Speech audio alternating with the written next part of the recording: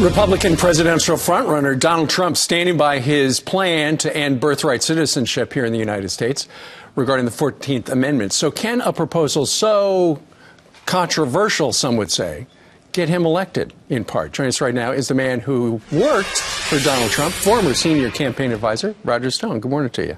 Great to be here. Even though you're no longer with the campaign, you remain one of his most vocal supporters. Why? Well, I love this immigration plan, for example. It's exactly why Trump is doing well. Bold, forthright, and now out there defending it.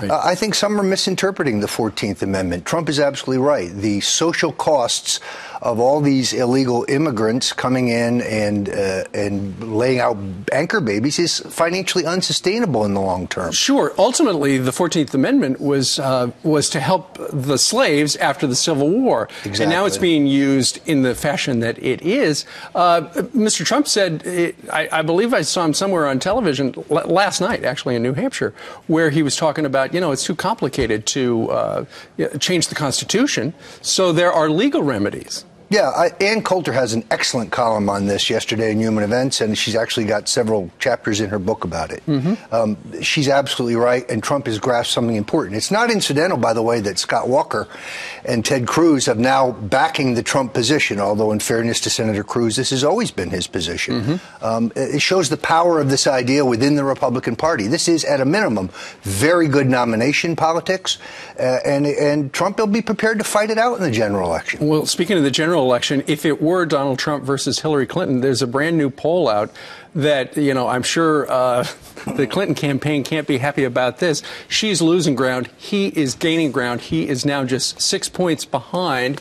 I think that would be technically within the margin of error if it's 3.5 right there, 3.5 down for her, 3.5 up for him. Why is he surging?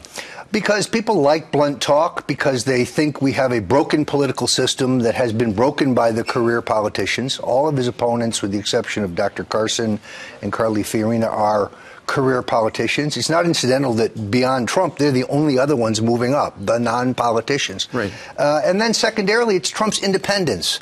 You can't buy him. You can't bully him. You can't push him around. The lobbyists, the special pleaders, the special influence, they would be in tough shape if Trump became president. He really has the potential to bring real conservative reform. And it has scared the ruling class to death. They're apoplectic. You watch the professional pundits and the people down in Washington, and they talk about, so he's surging right now. He'll flame out. Why? Those are the same people who said he would never run. Those are the same people who said he would never file his financial disclosures, which he filed on time. It was Jeb Bush who filed for the extensions. And they're the ones who said he would fall flat on his face if he did run. And now he's soaring, and he just keeps getting better.